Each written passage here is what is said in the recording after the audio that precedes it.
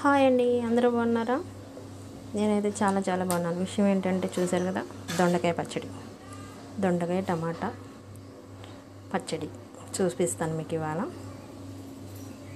ఫస్ట్గా పొయ్యి మీద గిన్నె పెట్టాక కొంచెం నూనె వేసుకోవాలండి. నూనె వేడెక్కిన తర్వాత ఇదిగోండి, ఇలా నూనె వేసాక కొంచెం గుళ్ళు వేసుకొని అవి కొంచెం వేగాక పచ్చిమిర్చి కూడా వేసుకోవాలండి.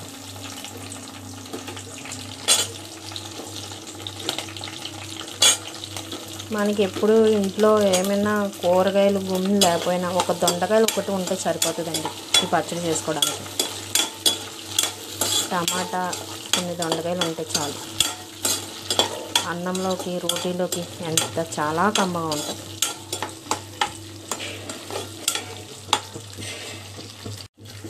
కొంచెం జీలకర్ర, కొంచెం కరివేపాకు, పప్పు,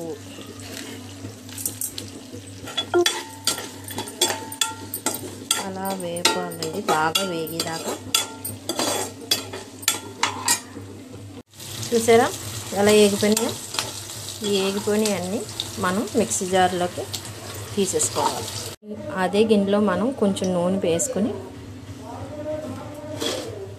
దొండకాయ ముక్కలు వేసుకోవాలి.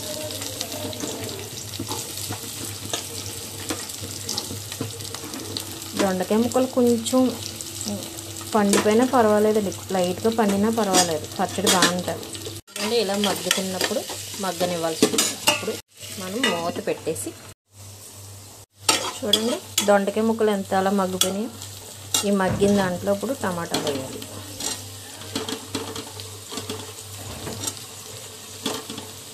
టమాటా వేసాక కొంచెం చింతపండు వేయాలి.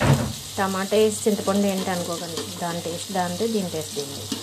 కొంచెం కొత్తిమీర, కొంచెం ఉప్పు, కల్లుప్పు వేసుకోండి, రుచిగా ఉంటుంది.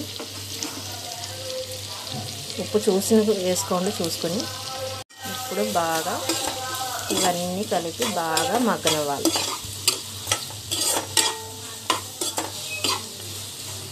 చూడండి ఎలా మగ్గిపోయినాయో. మొత్తం అంతా ఇలా మగ్గిపోవాలి. ఈ మగ్గిపోయింది స్టవ్ ఆఫ్ చేసుకుని బాగా చల్లారనివ్వాలి. చల్లారేగా మిక్సీ వేసుకోవాలండి. మిక్సీలో వేసుకోవాలి మెత్తగా అయ్యేదాకా. ఇలా మిక్సీలో వేసుకోవాలి మొత్తం. ఇలా మెత్తగా అయిపోవాలి. ఇప్పుడు మళ్ళీ మనం పొయ్యి వెలిగించి అదే ప్యాన్ పెట్టి కొంచెం నూనె వేసుకొని తాలింపుకి చూడండి, పచ్చెనపప్పు, మినప్పప్పు, ఎండుమిరగాయలు, జీలకర్ర, ఆవాలు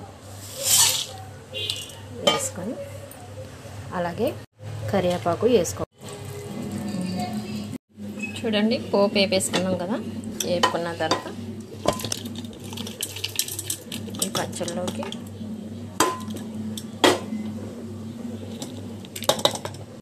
ఇవ్వండి. ఎంతో రుచికరమైన రోటీ పచ్చడి, కమ్మగా ఎంతో బాగుంటుంది.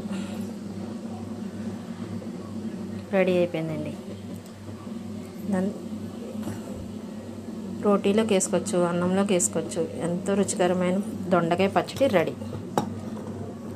ప్లీజ్ అండి, లైక్ చేసి సబ్స్క్రైబ్ చేయండి, నన్ను సపోర్ట్ చేయండి. ఇలాంటి వీడియోస్ చాలా పెడతాను. కొంచెం ఎంకరేజ్ చేయండి, సపోర్ట్ చేయండి ప్లీజ్.